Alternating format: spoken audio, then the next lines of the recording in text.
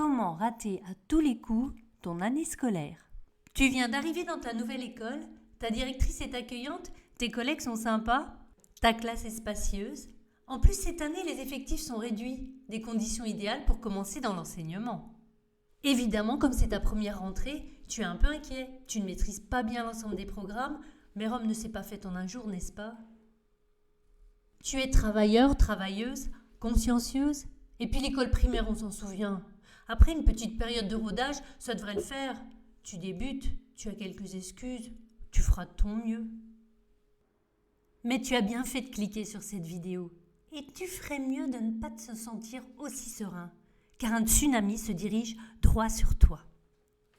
Évidemment, je te parle de la fameuse réunion de rentrée, celle que tu vas devoir animer devant tous les parents, et que tu as intérêt à réussir, au risque qu'elle te saute à la figure. Pour ceux qui ne me connaissent pas, je m'appelle Pénélope. Je suis professeure des écoles depuis 27 ans. J'ai enseigné de la maternelle au CM2 et j'ai mis longtemps à me sentir heureuse et à l'aise dans ma classe.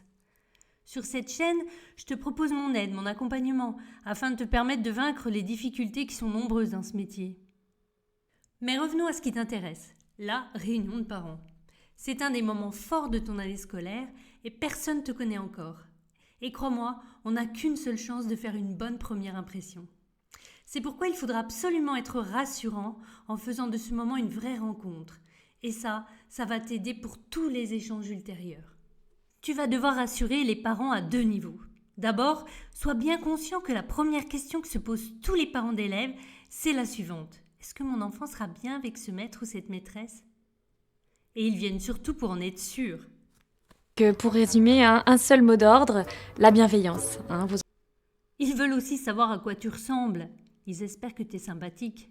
Et c'est seulement lorsqu'ils seront rassurés à ce sujet qu'ils s'intéresseront à ce que tu as à leur dire.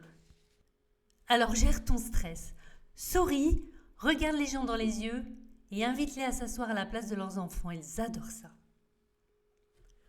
Commence par demander à chacun de se présenter. Souris à l'évocation de chaque enfant. Et présente-toi à ton tour. Moi, je te conseille de ne pas dire que tu débutes, mais si jamais la question est posée, ne mens pas. Ajoute simplement que tu es extrêmement enthousiaste et surtout très bien préparé. Après tout, on peut être un assez bon enseignant dès le début de sa carrière. Tu vas ensuite devoir prouver que tu es solide, que tu connais les programmes et que tu sais comment tu vas les enseigner. Bref, qu'on peut te faire confiance. Prépare-toi bien parce qu'on va te poser beaucoup de questions. Combien de temps durent les devoirs le soir? Il y aura des sorties scolaires cette année? Vous utilisez une méthode globale en lecture ou pas? Il y aura un PAI prévu pour ma fille?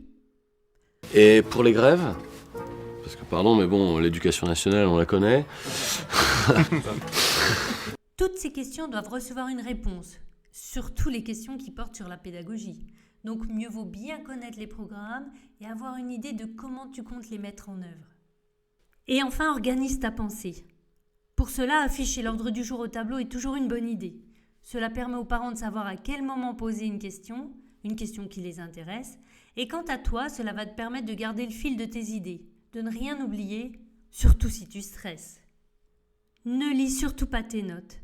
Indique des mots-clés, parle des programmes de pédagogie, mais n'oublie pas aussi de partager des informations pratiques ainsi que des conseils.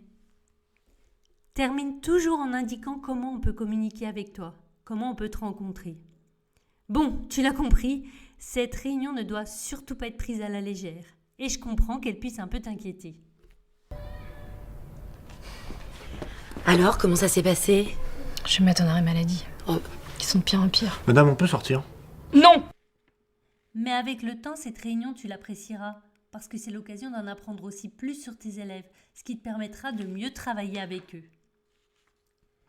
Et toi, comment tu gères? N'hésite pas à partager ton expérience en commentaire.